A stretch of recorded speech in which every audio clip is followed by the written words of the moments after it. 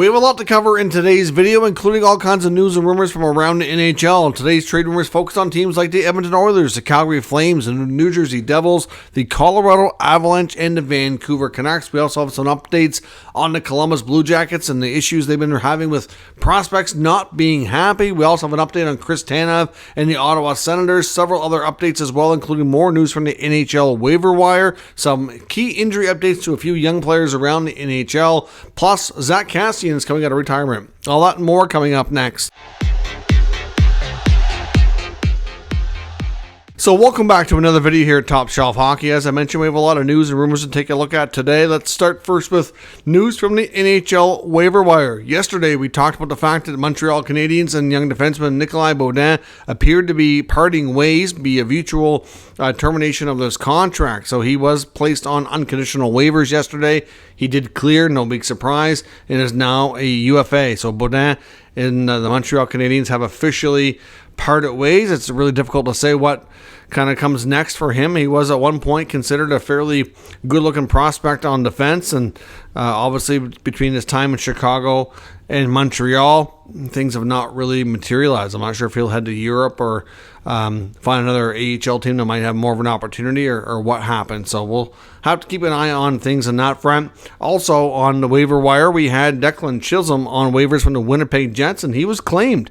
He was picked up by division rival, the Minnesota Wild. So we'll see what kind of opportunity he gets in Minnesota. That's a couple of players now that the Jets have lost recently through waivers. The Seattle Kraken today also plays veteran forward Devon Shore on waivers as well. So we'll find out tomorrow at 2 o'clock Eastern time if he's picked up or if he'll be reassigned to their AHL affiliate. As I mentioned as well, former NHLer Zach Kassian, who announced his retirement back in the fall, is already coming out of retirement. Now, it's not going to be in the NHL. Technically, he announced he was done in the NHL, but he is coming out of retirement, and he's heading over to Europe to sign in Czechia. There were some reports back a week or two ago suggesting that he was talking to some European teams and was considering going over there to play. And now we know for sure what he's up to. So he's going to be playing in Czechia for the remainder of the season. So we'll see if that is something that continues or if it's just going to be a short stint or what have you. But Kassian continues his career over in Europe. Some key injury updates as well. The San Jose Sharks today placed one of their top D, Muriel Ferrero, on injured reserve, so he's going to be missing some time. Likely able to return not long after the All-Star break, hopefully. And a couple other injuries as well to some young guns here. Adam Fantilli looked like a scary situation last night. We still don't know the full extent of it, but we can confirm that the original, I guess, thought by a lot of people watching the game last night with the Columbus Blue Jackets and the Seattle Kraken was that maybe he tore his Achilles or had it sliced because it looked like after a routine play and collision along the boards, the Seattle player's skate, and to me it looked like it might have come down and it kind of got him on the back of the leg or something like that. You couldn't quite tell, it happened so fast. Thankfully they have confirmed it's not his Achilles. That would have been a much more bigger deal and bigger recovery, but for right now, Fantilli did suffer a cut from the skate blade. Hopefully this is another incident that we'll all learn from, and we'll see more of the equipment that's been put in place to protect from cuts be used. But obviously he's going to miss at least the next game for the Jackets, and he'll be reevaluated after they get home from their road trip. And so we don't have a timeline, but I would suggest that it's probably not going to be anywhere as lengthy as it could have been had it actually been an Achilles injury. So I think he's lucky and kind of dodged a bullet in that sense, but still an avoidable injury for sure. And young Buffalo Sabres star Jack Quinn is out again and for another lengthy absence, this time suffering a lower body injury and is going to be out for about 8 weeks. I mean, Quinn already missed a big chunk of the season. He has dealt with a lot of injuries since his draft year. I hope it's not something that continues for him. Clearly, he's a very young, talented player. Came out of the Ottawa 67s program in the OHL, had a solid junior career, was a fairly high first-round pick, and has a bright future if he can stay healthy. That's the big big task for him right now at hand. So we'll see. Hopefully next year is better for him.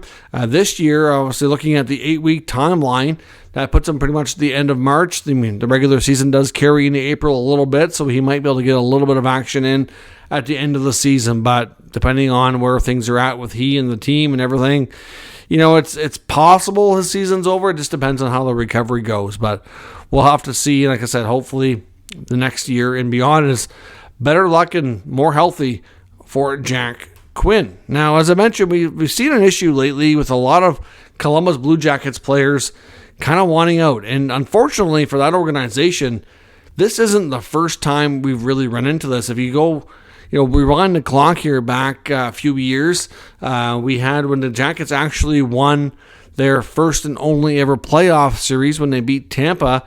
They had Bobrovsky and Panarin, who we knew at that point made it perfectly clear they had no intention to re-sign. The organization opted to not trade them because they were trending towards being a playoff team. And they made it more important about getting the first series win in franchise history than recouping assets on these guys. Anyway, so they had a situation then when they were starting to lose guys. After that, it was Pierre-Luc Dubois, who did not want to be a Blue Jacket. Not a fan of playing there. We know he's worked his way around a couple of times now. And then most recently, we've heard some of the Russian prospects being unhappy, considering going back to Russia. We've seen how Kent Johnson, even though he had a good rookie year last year, the way he was treated and sent to the minors at the beginning of this year was a little bit baffling. And now David Jiricek is the next one. Very high draft pick just a couple years back. In his interview with The Athletic, basically putting it out there saying he thinks he's a capable NHL player and is, really frustrated with how things have gone. And then we've seen, after all this has come out lately, former Columbus Blue Jackets prospect Kirby Reichel also added a little fuel to the fire, threw some shade against the Blue Jackets, saying that it's time to look in the mirror, basically, that it's not a case of basically, it's not about the players. It's the fact that they don't really want to play for the people running the team. That's more of the issue, because I know Frank Saravalli, essentially, he had a quote saying that on his show today, that it's not that the players don't want to play in Columbus. It's not about the city at all. Players don't want to play for that management group with that coaching staff. It's just that simple, and he can't believe what he's been seeing, and it's hard to imagine too. And then you get somebody like Kirby Reichel, who was part of the organization before, kind of echoing those sentiments, saying that Frank's on to something. So essentially, it's not a good look. And as I've said before, Jarmo Kekalainen and John Davidson have been running that team for a long time now. I know Davidson did have a bit of an absence there for a little bit when he went to New York, but ultimately, Kekalainen's been the GM for a long time. They have almost nothing to show for it. And then on top of that, you get the fact that he hired Mike Babcock this past offseason. What a debacle that was. He ends up having to replace him with Pascal Vincent, throws him into the fire. And, I thought Vincent was going to be a great example of somebody being able to take advantage of that and getting a shot. He's a well-respected coach, but he's made some baffling decisions with how he's treated the players there.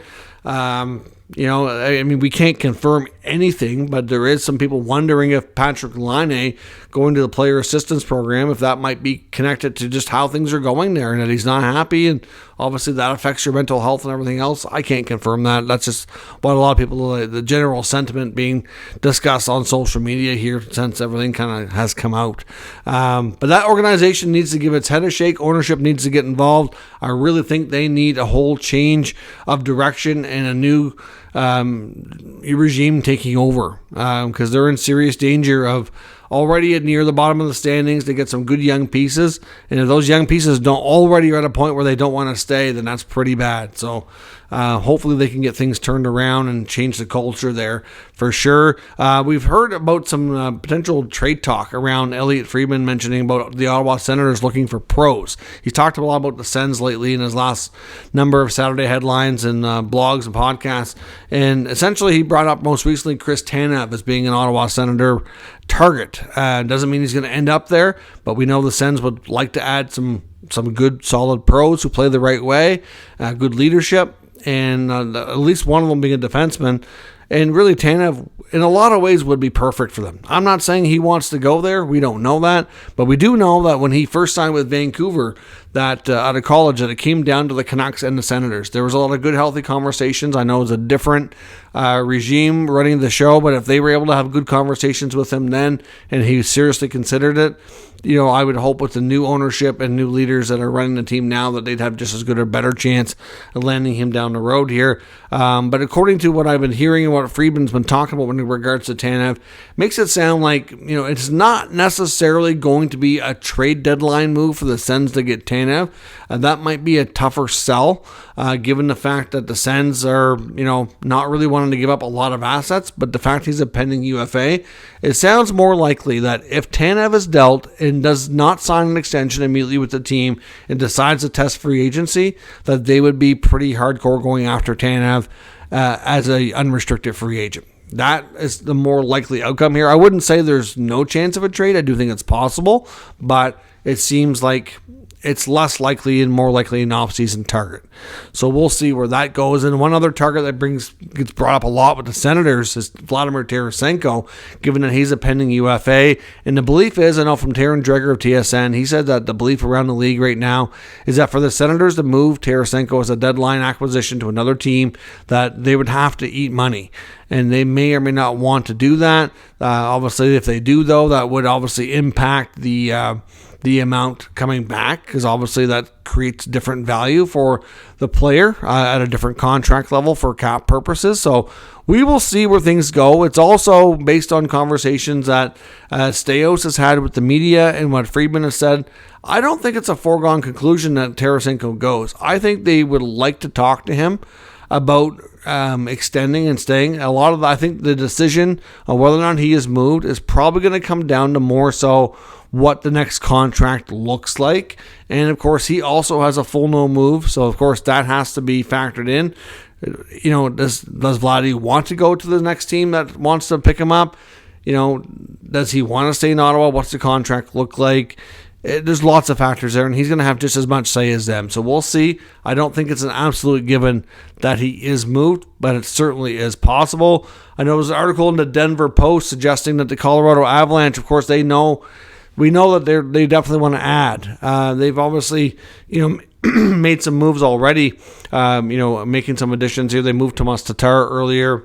We know the Avalanche are a team that are going to probably take advantage of Gabriel Landeskog's LTIR options that they have on the cap. Val Nichushkin's out for an extended time. So for them to bring in another top forward would not be, a surprise to anybody. But the Denver Post is suggesting of all the options out there they've been linked to, that one of the ones that might make the most sense is to bring in Nazem Kadri back from Calgary. I mean, he does have a longer-term contract, so it comes with some term and some money. But look how well he fit in Colorado. They know exactly what they're getting. They know exactly, some players that he can play well with and how he can contribute, and they won a Stanley Cup together. So, could a reunion be in the mix here? We also know that Nazem Kadri has made it perfectly clear through his comments to the media that should the Flames really go into sell-off mode here and kind of go towards more of a rebuild, that he doesn't really want to be a part of that. And a lot of people are suspecting with the recent struggles of the Flames that that's pretty much a given, that you're going to see Lindholm moved, you're going to see Tanev moved, you might see Kadri moved. I mean, obviously Hannafin's another one. There's a possibility Hannafin resigns, but we're going to see a sell-off start probably sometime after the All-Star break. And if Kadri does want out, he'd probably be quite content to go back to the Avalanche. There was a lot of interest to keep him. They just couldn't make it work for the cap. But without having some long-term certainty around Nichushkin, that's going to make things tricky. So I don't imagine the Flames would want to eat much of any money, considering how long of a term there's on that deal. So we'll have to see where that goes. But keep your eyes on Kadri should the Flames go into definite sell-off mode here. Elliot Friedman also makes mention of Adam Henrique. We know he's a very, very likely trade target and will almost definitely get moved somewheres. And he wouldn't rule out the possibility of seeing a reunion with his old club in New Jersey. This is actually multiple reunions we're going to be talking about here in this video. Henrique's going to generate interest from a variety of teams. Wouldn't be surprised if we've seen teams like Edmonton interested in him to some degree. If the Leafs do add, which we're not convinced of yet that they're going to, that he could go there. That might be an option. He does make a decent amount of money, though, over $5 million. So the Ducks would have to retain your 50% and see where he can fit from there. The Rangers are another possibility too, but the Devils are a team that would make a ton of sense. And of course, they've had a lot of injuries, and of course now they lose Michael McLeod, who's on leave of absence. We don't know how long he's gone. Hughes has been out. A guy like Henrique could be a huge help for them. So we'll see. And another reunion that's in the, maybe in the works, according to Chris Johnson of TSN and The Athletic, is the Edmonton Oilers are looking at a variety of forwards that they'd be interested in adding, which surprised me a little bit. I thought after adding Corey Perry and getting Dylan Holloway back, they may not add more. But he says that they still like to add somebody, preferably in the top 6. He does mention Jake Gensel. I think it's less likely given the asking price and his contract.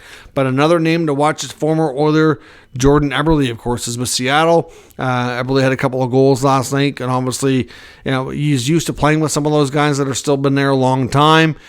We don't know if Seattle's going to make it into the playoffs or not. Their postseason life is not really confirmed or really secure at this point. We're going to have to wait a little while in the next few weeks to kind of get a direction of that team.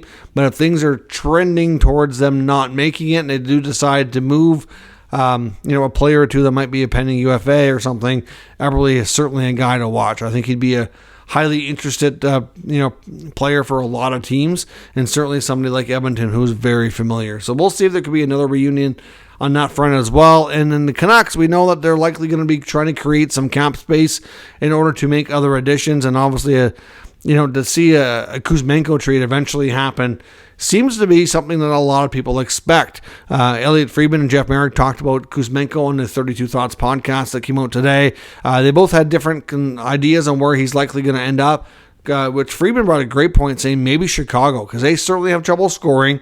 They've made it clear they'll take contracts on. They don't want anything too long term, but he's only signed for one more season. And really, with what he brings, that he could get a chance to play with some good young players in a top 6 role consistently there, it might be a good pickup for them. Now, Jeff Merrick, on the other hand, sees Kuzmenko likely landing with the New York Islanders. So, again, the Islanders are a team that's in the mix for playoffs. They already did a coaching change. They get Patrick Waugh behind the bench now. Are they going to be a team who for sure gets in? If they get closer to the deadline and things are looking good, I would suspect that Lou will try to add. I would imagine Oliver Wahlstrom's a player he's willing to dangle for any kind of deal. Would Vancouver want Wahlstrom, or would they maybe be separate deals where maybe they figure out a way to get Kuzmenko for something else? I'm not sure, but those are the teams that Merrick and Friedman both has Kuzmenko being linked to based on their personal opinion on where would be a good landing spot for him, and of course based on what their intel is of those teams' interest to add around the deadline. So let me know your thoughts on all today's news and rumors down in the comments. We'll discuss further. If you're new to the channel, of course, make sure you subscribe and stick around. We'll keep you up to date with all the latest news, rumors, and analysis of all 32 NHL teams. Thanks for watching, and I'll catch you next time.